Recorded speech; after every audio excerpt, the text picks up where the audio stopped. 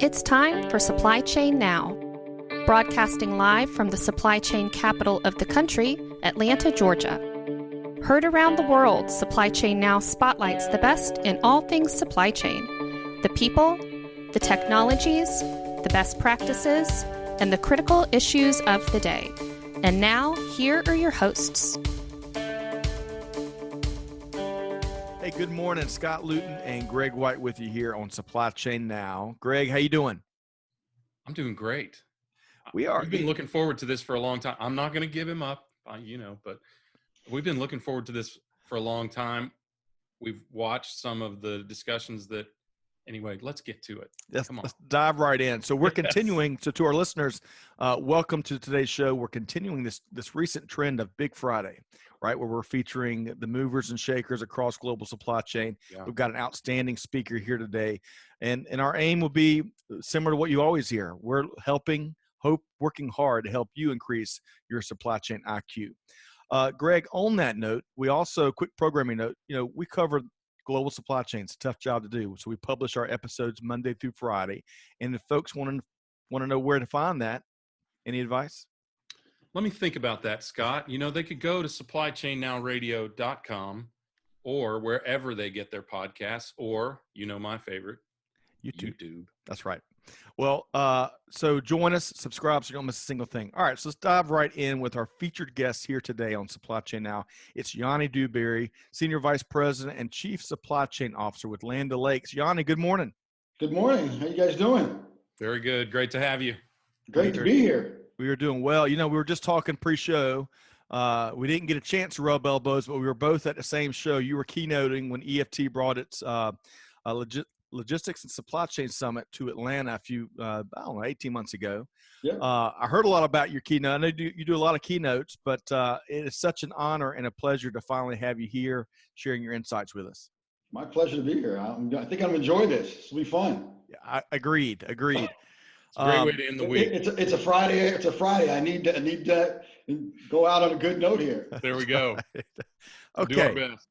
So we got a little snapshot of who Yone Dewberry was in the pre-show, and now we want to give our listeners a chance to do the same. So Yone, tell us, where are you from, and give us an anecdote or two about your upbringing. Sure. So I'm from a town about 25 miles outside of Philadelphia in New Jersey. It's a town called Willingboro. It is what's called a planned community. So it was a community of every third house was the exact same house kind of thing. So sometimes you got lost getting home because every third house you had to figure out which house was yours, right? Wasn't that easy sometimes. And it was right on I call it the border. People don't believe this. When you say New Jersey, they think all this industrial stuff, but it was right on the border of suburban and rural. And so 5 miles east of where I grew up, there was a working dairy farm. The guy it was called Sunnyside Farms, doesn't exist anymore, but he had about 150 cows. And I'd ride my bike out there, every 2 to 3 weeks. They had the best ice cream, the absolute best ice cream. I'm assuming they made it there, whether they did or didn't, it was the best ice cream. I mean, in those days that happened, right? I mean, that's right. I say those days. Anytime prior to 2000, that could have still been happening, right? Them making their own ice cream at the dairy. That's awesome. It is. So I'd ride out there, get ice cream, bring some milk back for the family, and I'd be set for the next couple of weeks until I went back out there. So you started in supply chain early. That's right. See, I was bringing stuff, delivering already. And you had it. Yeah, that was a pretty reasonable fee for freight. That's pretty good. So it wasn't exactly for free because my parents had to pay for the ice cream. So there was a payment there. Okay? Yeah, that's right. So Yone, we're going to talk about supply chain and what some of the cool things you are doing over at OLakes in a minute. But staying right, early in your life, your journey, what was a key lesson learned or eureka moment early in your journey? Something early in my journey. I would say that as I was growing up, like most boys at that age, at that time, you played a bunch of sports. It's kind of what you did, whether it was Pop Warner or PAL, whatever those things you did, that's what you did. And this is when I was in elementary school. I was on a track team And I remember coming home one day and I was just not happy with the coach and I wasn't having any fun. And I told my mom and dad, look, I just want to quit. I'm tired of this. I want to quit. And it was because I was somewhere in my middle part of elementary school. I'm like, I just don't want to do this anymore. And I remember them saying to me two things. The first was, you really can't quit. You kind of made a commitment and you got to live up with your commitment. You got teammates that are counting on you. You said you were going to do it. You really need to do this. And then the second thing they said, which has always stuck with me, and I actually talked to my sons, I have 2 boys, and I talk to them about it all the time, and that is the whole idea that, and I remember my dad saying this to me, he said, son, quitting is a habit that is so easy to start, but quitting is a habit that's so hard to quit. So you need to just go finish the season out, and at the end of the season, you can decide what you want to do. But you made a commitment and you got to finish this. And I still remember that today. And I finished the season and I actually continued to run track. I ran track in junior high school. I ran track in high school. I ran track in college. I actually lettered 3 times in college. So It actually worked out for me. Goodness gracious, I would say so. That's awesome. Where did you go to college, Yone? At the University of Pennsylvania, right in Philadelphia. So I kind of stayed close to home. Wow. But UPenn, that's about the best education you can get in America. That's pretty impressive. I'd like to think so. Yeah. Man. Okay. Well, I'm well above my pay grade here, Scott. Would you like to take it from here? Well, actually, we're gonna do the reverse. So, Greg, I know we're gonna dive more into Yone's professional journey at this point. Yeah, and I think that's a really important message. I got that message. I think a lot of us probably got that message in youth in a lot of different ways, but that is so valuable. And it's almost, you don't recognize those moments till you look back on them. You're absolutely right. I mean, at the time, it didn't mean anything to me, right? It was like, oh man, I really got to finish this season out. This is such a pain, right? Yeah. But now that you look back on it, it's like, wow, probably one of the best things that happened to me. That was a formative moment. Yeah. Well, so, all right. So I'm sure, and it looks like, I mean, like I said, we have viewed some of your presentations and things like that. You're a finisher, that's for sure. So tell us a little bit about your professional journey. Maybe even start with college or wherever you feel like kind of led you to where you are today. Yeah, I think that, as I think about my professional journey, you look back on it always, and there's lots of things that happened that made you who you are. But I can probably think of a couple of instances that really kind of helped shape who I am. And one of those is what I would describe as non-work related, and one is work related. So I'll quickly go through those. The first one is the non-work related one. So I was working down in Delaware at a production facility. And I was asked, Delaware it's a fairly small state, as we all know, right? Right. And so when I was working for General Foods, when you work for a big company, you get asked to do a lot of things. And this was in the early 90s. And I was asked to be part of the State of Delaware Council on Housing. And this was a organization, or was a semi-part of the government down in Delaware, where they would help people get affordable housing. And over time, I spent 5 years with this group. So the last year I was there, I was the chairperson for this group. And the way it worked was, we were helping dole out anywhere from $4 to $6 million to buy down the price of housing so it could be more affordable to people who would not normally be able to afford housing. And so with $4 to $5 million, we usually ended up buying down about 500 units. So in the neighborhood of $10,000 a unit. But that might not seem a lot, but if you're somebody who's just on the borderline, that's a big deal. Right? Mm-hmm. And we did things like transitional housing. We would do new construction that was rental. We would do new construction that was for somebody to buy. And the way it worked is we would provide tax credits to the builder or the owner. And that person could then sell those on the open market to get money that they needed. And so that's how that whole thing worked. And the thing that what I learned there was, it was a 9-member council, that's what it was.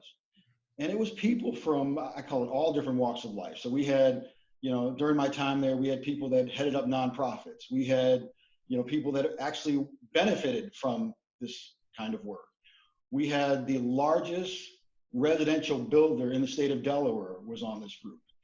And you can imagine that they all have their different interests and they want it done in a different way. Mm-hmm. And what it helped me do was to understand how to get all these people who fundamentally all want the same thing. They want people to have affordable housing. How do I keep them aligned so that we can actually give some people money? And that was a great learning on how to collaborate, how to influence. And it was, it wasn't always the easiest thing, as you can imagine. Yeah. So for me, that was one great learning that I got by working for this organization. Wow, that's incredible. I mean, sounds a lot like what we're trying to do today on a much larger scale, really, it is. Right? It is. Okay, so aside from Yone Dewberry for president, which now I'm on the official election committee for, right? Tell us about what you would call it. I guess you would say that was your non-work. That was my non-work. Kind of pivotal moment. Give us your work-oriented kind of pivotal. The work one happened right around the same time. So it was while I was working at this production facility. So this was at the time it was called the General Foods production facility, which is now part of Kraft Foods, which is now part of something else. And it might even still be, but it was one of the largest food production facilities in the United States. It was 1 million square foot under roof. We had 2,000 employees, 2 different unions, 70 production lines. I mean, just on and on and on. So it was a large facility.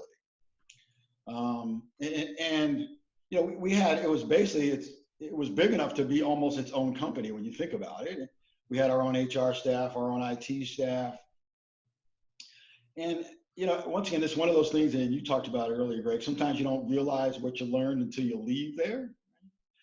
And I think about the rest of my supply chain career, the 5 years I spent there, where I call it the action really happens, just taught me how important it was to understand, we do a lot of cool stuff at headquarters, don't get me wrong, but where it really happens at the plant. And so one of the things I tell, young folks that are in school who are early part of their careers, that if you're going to be in the supply chain, you need to go work at a plant or a warehouse where stuff really happens for at least a couple of years, is what I tell them. Amen. Because, and you guys know this with all the interviews you do, that's where it happens. And that's where you really learn. I mean, we might generate purchase orders up at our headquarters and the trucks might show up at the plant, but the person at the plant, they got to deal with it once it shows up. And if it's late, they have to deal with that. And if it's early, they have to deal with that. And so you have to really understand how important those decisions you make at a headquarters location are. Yeah, I've always believed, and this is probably from my parents and one of my big influencers, you have to be on the front line before you learn how to run the back office. And that is I think that's a really important recognition for people. You don't have to spend your life there. And sometimes it's, honestly, I was in retail and at first I didn't enjoy it. And I didn't even like the idea of paying my dues. And I bet a lot of people are the same way. But it is so worth it. It is just like your parents making you stay on that track team. It is so worth it. Exactly right. What you're communicating there. So that's powerful stuff. So, all right. So a couple things. One, can you share with us some of the brands from General at the time you were there so people have a little bit of a frame of reference? Sure. Jello gelatin, Jello pudding, stovetop stuffing, minute rice, Baker's chocolate, Baker's coconut. So those were the major ones that were there. So everything college students eat. You got it. That's exactly right. Makes me hungry right now. Man, you had me at stovetop stuffing. All right. So, and then tell us a little bit about how you got to Land O'Lakes and what you're doing there now and that sort of thing. Cause sure. I was fascinated by your discussion at the EFT conference, but I want to share that with our audience. Yeah. So how I got here was, so prior to being at Land O'Lakes, I spent 10 years in consulting, the last 5 of which I traveled overseas extensively. And, when I first started traveling overseas extensively, I had one son, and then that worked out okay. But when I got towards the latter part of my journey, we had our second son. My wife and I had our second son, and we had a discussion, and it was time for me to probably spend some more time with my kids, and less time on an airplane. One of those other pivotal moments. Well, that's exactly right. It's exactly right. And when the spouse says it's time, it's probably time, right? Yep. So I did the typical networking that most people do to try to determine what's available. And through my network, I found that Land O'Lakes had a position open for a director of planning. And one of the things that I knew that I wanted to be in food. I mean, I've always wanted to be in food, and I think it's a great place to be. So Land O'Lakes to me, I thought was a good opportunity. And I found out that the hiring vice president at the time was a person that I used to work with at Kraft. I got a hold of him, and it all ended up working out, and I ended up at Land O'Lakes because of that. So it's partly network, partly need wanted to be in food, and partly, as a lot of this is, we all know, it's part of it is that you knew someone. No shame in that, because I mean, I think one of the things we try to encourage a lot of the young people that we speak with is there's this old saying, it's not what you know, it's who you know. And I would argue it's not even that. It's who knows you. That's good. That who knows you is so important, because they know that you'll do a good job, and that's how you get jobs. Yep. Right? Yeah, it's a good taking point. away so much risk by knowing that person already. So okay, I have a curiosity question, and then let's dig a little bit deeper. And that is, when did you get your VP and Chief Supply Chain Officer? Around what year did you get the Chief Supply Chain Officer title, or did you come into it? That was 3 years ago. Okay. And were you just VP prior to that? Yes, I was.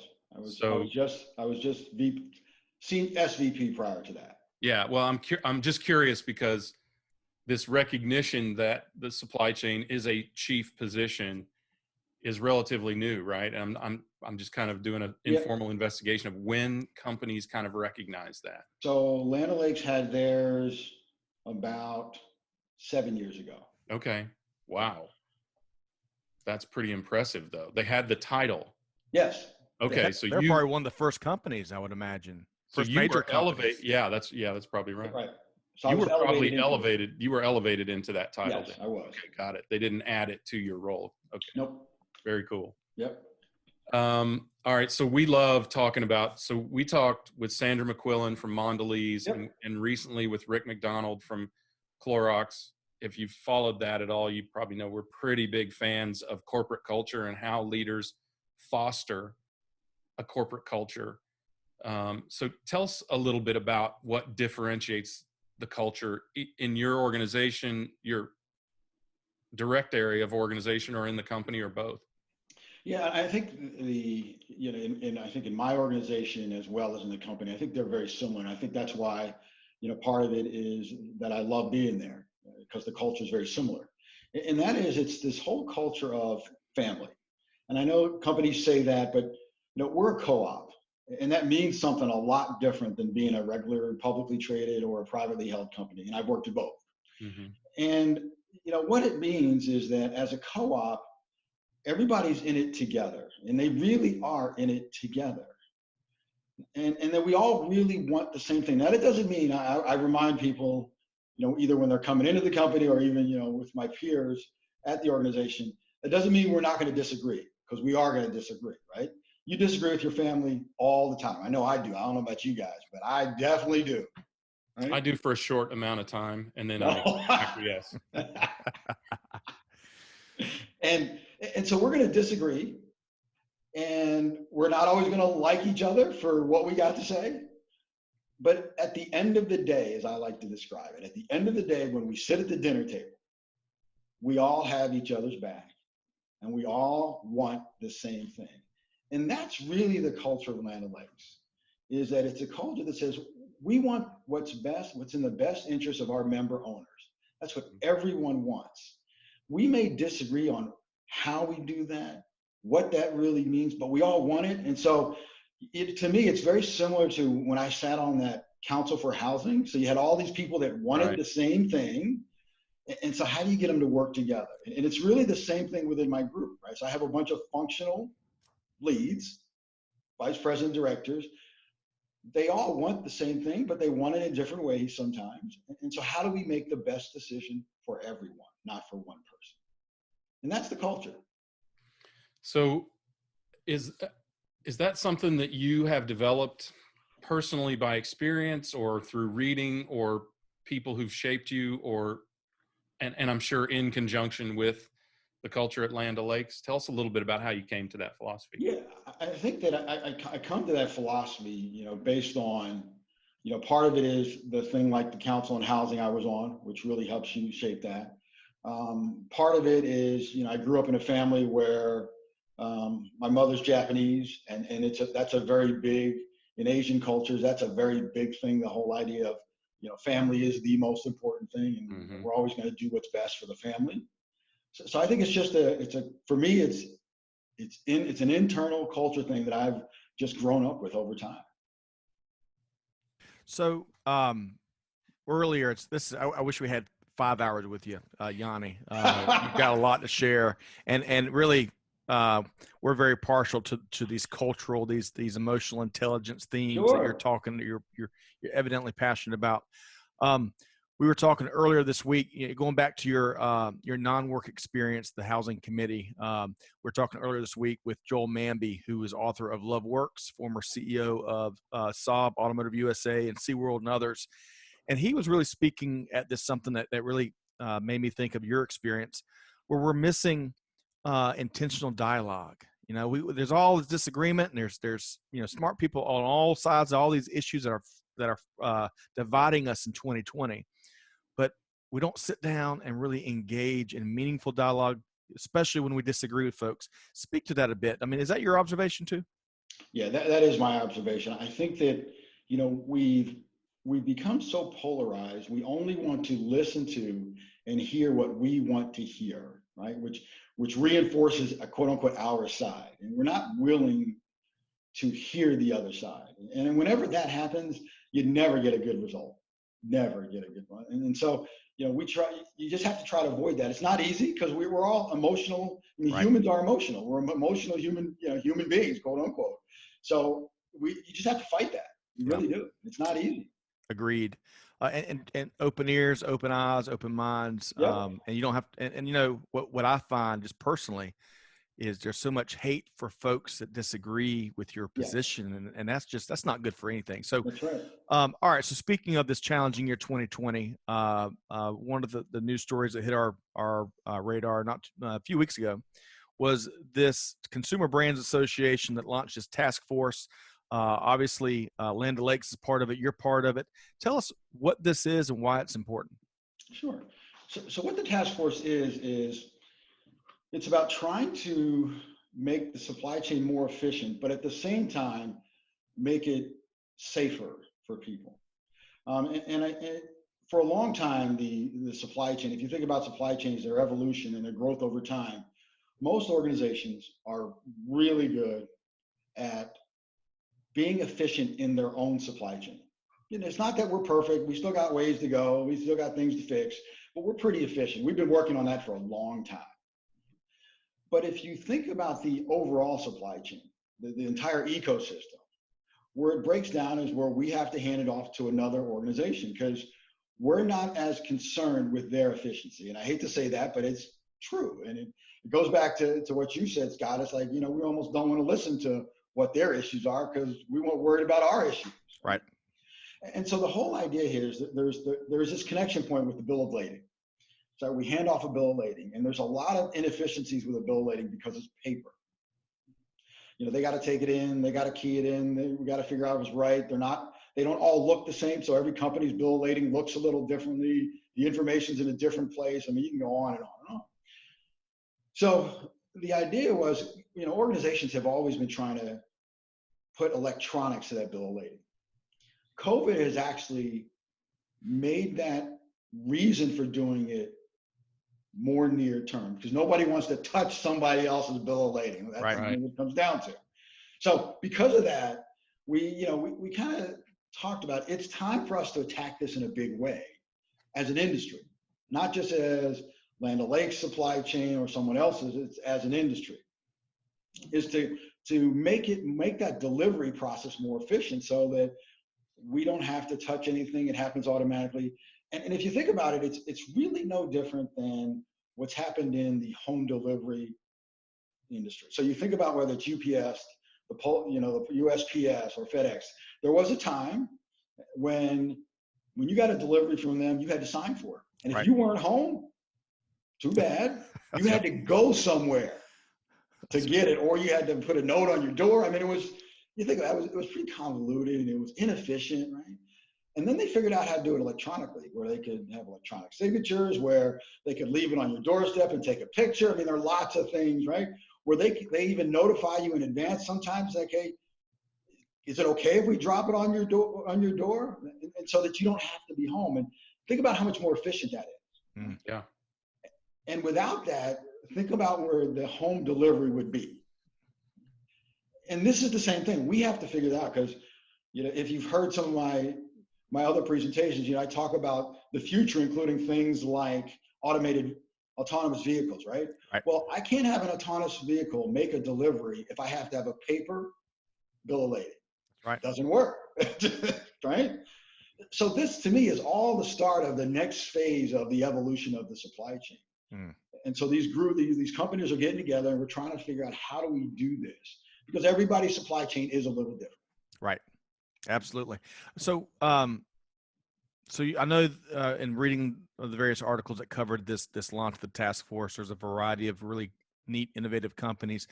Who are you looking forward to rubbing elbows and sharing ideas and dialoguing with as part of this task force? Yeah, I mean, I think that for me, I'm looking forward to dialoguing with them all, because I think I can learn from every last one of them. I don't think that I have all the good ideas. Trust me. I know there are way more good ideas. I don't know, Yone. You might have cornered the market on it. I don't know. I don't think so. If you don't have them, you'll be one of the best people to extract them all. That's right. Sounds like to me. So, when we first started, we had about 10 CPG companies and 3 or 4 retailers. Today, we're up to 24 or 25 CPG companies and 9 or 10 retailers, including some of the big national retailers, as well as some of the, the more regional guys. And, there are plenty of companies now, because I think everybody sees the benefit, and the thing we're going to try to do, which is really going to be different, is we're not going to try and develop the process with any specific tool. We're trying to develop standards, is what we're trying to develop. So if you think about the analogy that I would have would be barcoding. Barcoding is a standard. What you do with that barcode, how you use that barcode, is up to you. Right. That's what we're trying. We're trying to develop the standard of what's the basic information that this electronic bill of lading needs. Could you have more? And you think, once again, think about EDI, right? EDI has a basic set of standards, but if you and your trading partner want more, you can add more. Yep. And that's what we're trying to figure out. Well, I'll tell you, as we all know, sitting here, how the barcode revolutionized so much of global business, especially supply chain. Man, it's going to be really exciting to see what comes out of this task force, where it seems like you've got a lot of all the folks engaged. If I can ask you one more question about the task force, Sure. And if you don't want to answer, of course, that's perfectly fine. But sometimes when you create task forces, regardless of the mission or the objective, you're missing some folks at the table. Are there any sectors or company types or leader types that you feel the task force could benefit from if they added them? We actually have a pretty good cross section. Like I said, we've got regional and national retailers, which you always want because they're very different. And I think about the CPG companies. So we have companies like us and Danone. So we call them fresh product kind of delivery, short shelf life. We've got other companies, like McCormick, who have longer shelf lives. And so if I think about the different styles of products and deliveries, The one area that we don't have, and it's something we know we don't have, and it's something that I'm not gonna say it purposely decided we don't want. It's just that we recognize it's not as important right now. Is we don't have a lot of DSD representation. Mm-hmm. Right. So DSD, Yone, for some of our listeners. Yeah, direct store delivery is what we don't have. So we're missing some of those. But for the major delivery types, we have everything. Outstanding. Well, looking forward to what comes out of that. But hey, Greg, before I ask Yone about some leadership lessons learned in this challenging year, I thought you wanted to say something or ask a quick question. There's so much I want to ask. Yeah, but we've only got a short time. I think, this is what I would like for you to share that you shared in your keynote, and that is share some. People have a certain expectation of Land O'Lakes, right? Butter and whipped cream, which my wife wanted me to be sure to let you know are her two favorites. She makes butter and whipped cream, but there's a whole lot more to the business than that. So can you give us just a little bit of a discovery about that? Yeah, so you're right. When people think of Land O'Lakes, and they think of butter. I mean, that's the number one thing. But if you look at our businesses, butter is, give or take 30% of our business. And even within that 30% of our business, for every pound of butter we make 2 pounds of milk powder, because that's the way it works. And for every pound of cheese we make, we're going to make whey, because we make cheese as well. So it's not only the products on the dairy side that and I hope you love, right? Which are the butter and the cheese kinds of products. We have co-products that get made that are used more industrial. So we have that side of the business. The other portions, though, we have Purina Animal Nutrition. So we're not the dog and cat food. We are farm animal food. Right. We can farm animal or zoo animals, and we also do lab animals. Is what we do. So that's a portion of our business. And then the other 40% of our business, we are seeds and crop protection. So we distribute seeds, crop protection products. Our company and our products touch 50% of the acres in the United States. Wow. And so we are, a true from farm to retail shelf kind of company. And to your point, Greg, a lot of people don't know that about us. They think they hear Land O'Lakes and they think just butter, and we're a lot more than that. I think it's important for folks to know that. And also you have a very intentional sustainability initiative that you enunciated at the EFT show as well. And I think that's commendable.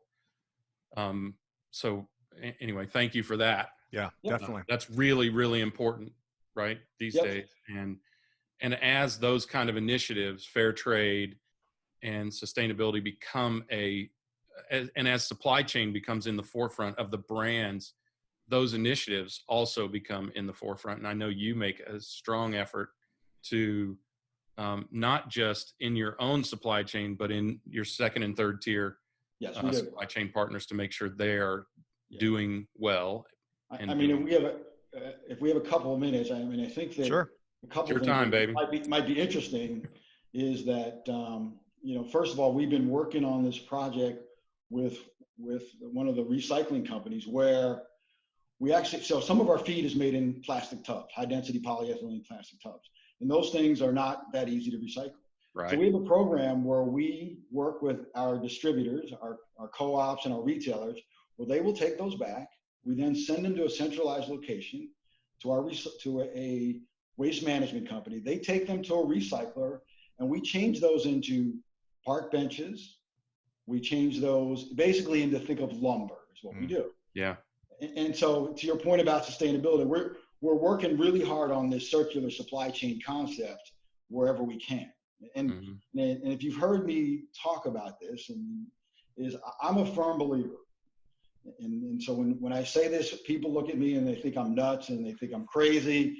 But I always say supply chain is going to save the world. That's what I tell them. And I say that because, you're not wrong.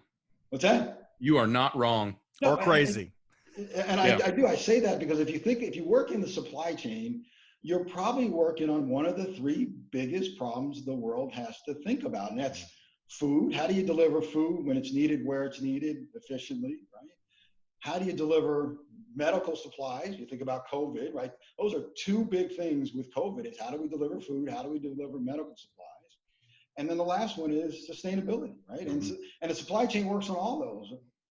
Yep. And Yes. so I'm a firm believer that, we're going to save the world. And the beautiful thing about the big, beautiful silver lining in a challenging year like 2020 is consumers are understanding exactly what you're saying there more perhaps than ever before. Yes. And that's good for the industry. It's good for the talent pipeline. It's good for just change. It has to take place.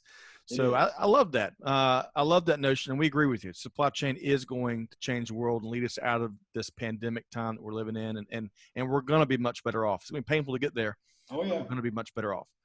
Okay. So speaking of a challenging year that is 2020, gosh, on so many levels,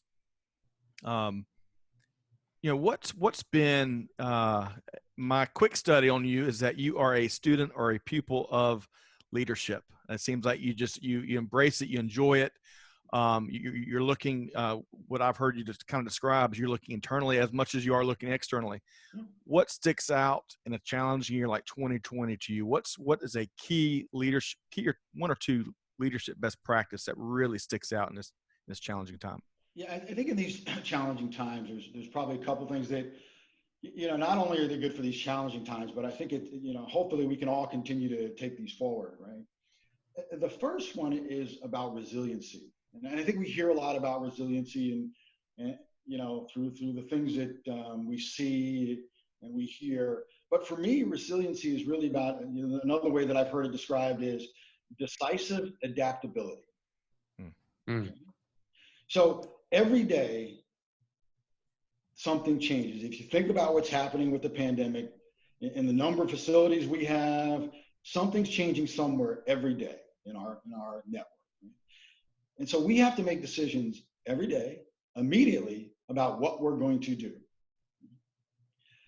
And you have to adapt to whatever that is, because you don't know what's going to happen. It could be a location that has, an outbreak near it.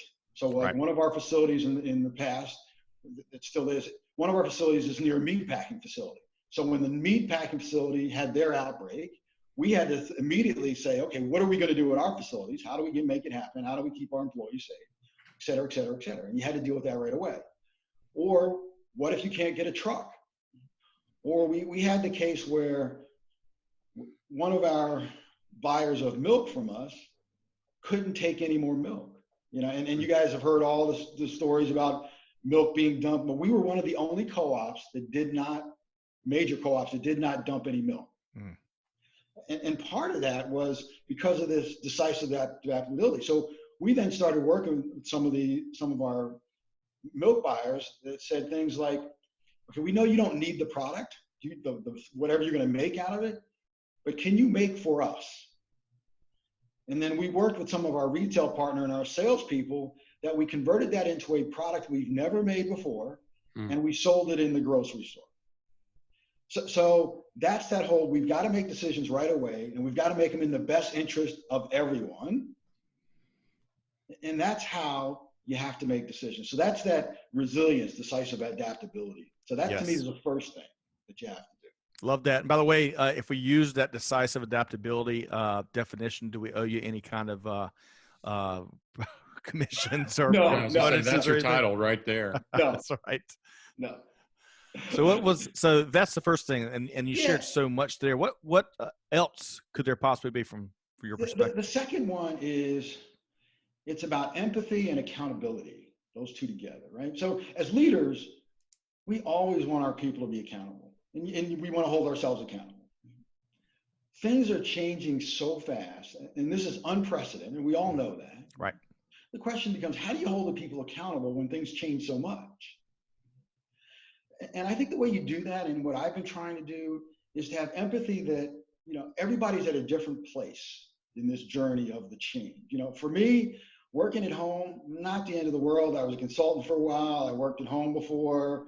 My kids are older. They're not going to be running around. I don't have to worry about them being in school. None of that, right? Right. But other people are in a completely different place, right? And so we have to have empathy for what they're going through, but you still want to hold people accountable. So, part of it is, constantly understanding that and thanking them because understand they're going through a lot, and just admitting that, hey, things didn't go perfect this week, and next week we're going to try to do better, and they won't go perfect next week. And we have to go back to the decisive adaptability thing. So we have to continually say, I feel for you. I do understand, because guess what? I used to have small kids, and I understand what it's like when they're running around and you're trying to work at home, right? So I think, to me, that whole empathy while holding people accountable is a really hard thing to do, but we have to learn how to do that as leaders. Yeah, that's well put. I heard it put a while back, years ago. They won't care until you show them that you care about them, basically. And I probably butchered that. Can I use that? Please.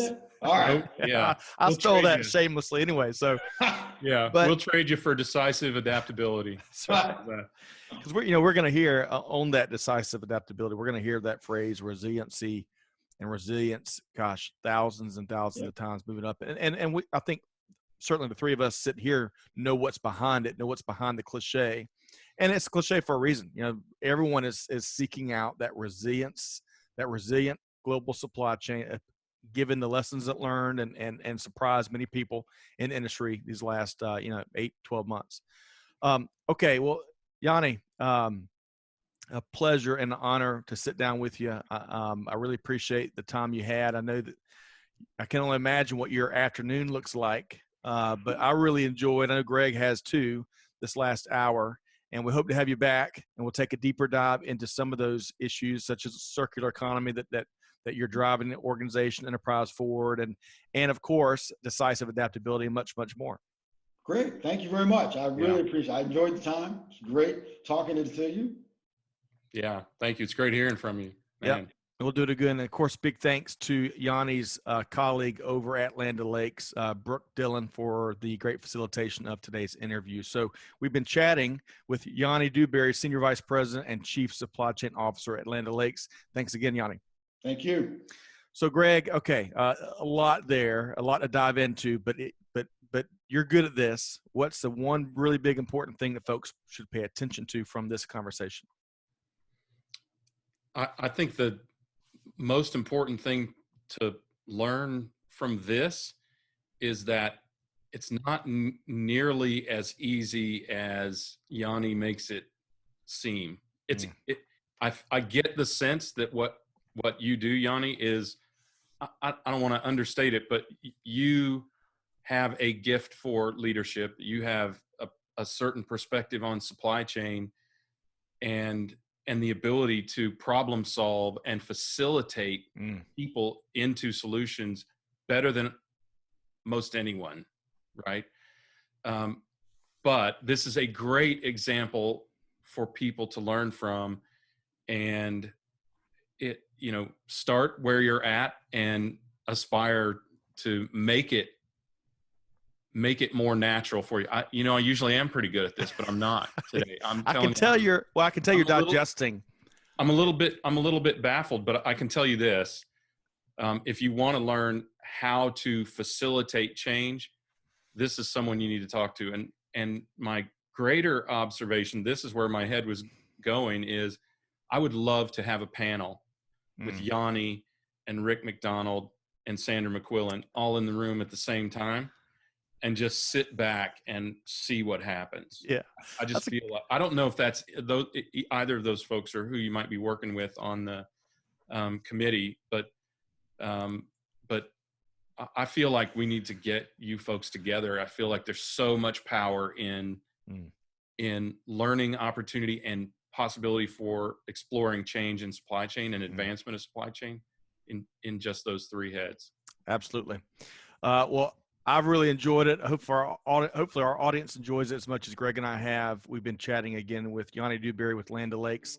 To our audience, hey, check out all of our podcasts. If you enjoyed this conversation, supplychainradio.com. Find us and subscribe wherever you get your podcast from. As we always challenge the audience as much as we challenge ourselves. Hey, do good, give forward, and be the change that's needed. And on that note, we'll see you next time here on Supply Chain Now. Thanks, everybody.